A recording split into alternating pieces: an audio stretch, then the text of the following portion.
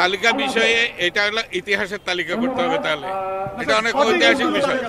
যতটুকু পাওয়া যায় সত্যটা আপনাদের সামনে তুলে ধরা হবে এবং সেই অনুযায়ী সংস্কার করা হবে। ভুয়া মুক্তিযোদ্ধার বিষয়টার কথাও তো বললাম, এটা সত্যটা তুলে ধরা হবে, আপনাদের কাছে তুলে ধরা হবে সত্যনিষ্ঠা, এবং সেটা সেই অনুযায়ী সংস্কার হবে। সংস্কার হবেই, এটাই এ ব্যাপারে আপনারা নিশ্চিত থাকেন। মুক্তিযুদ্ধের বিষয়টা গুরুত্বের সাথে আমরা বিবেচনা করছি এই কারণে যে কোটা সংস্কার আন্দোলন করতে গিয়ে মুক্তিযোদ্ধা সন্তানদের কোটার বিষয়টি অনেক প্রকৃত মুক্তিযোদ্ধাদের মর্মবেদনার কারণ হয়ে দাঁড়িয়েছে। কারণ তাদেরকে সুবিধাভোগী একটা গোষ্ঠী হিসেবে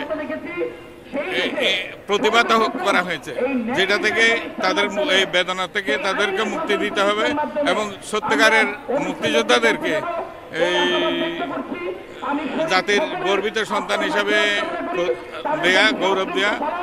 আর এই ক্ষেত্রে যতটুকু অনাচার হয়েছে, স্বৈরাচার তার দীর্ঘ সময়ের এই ক্ষমতাসীন অবস্থায় বিনা ভোটে নির্বাচন থেকে শুরু করে যাবতীয় লুটপাট সবকিছু মুক্তিযুদ্ধের চেতনার চাদরে ঢাকার চেষ্টা করেছে। আমরা সেই চাদরটা অপসারণের চেষ্টা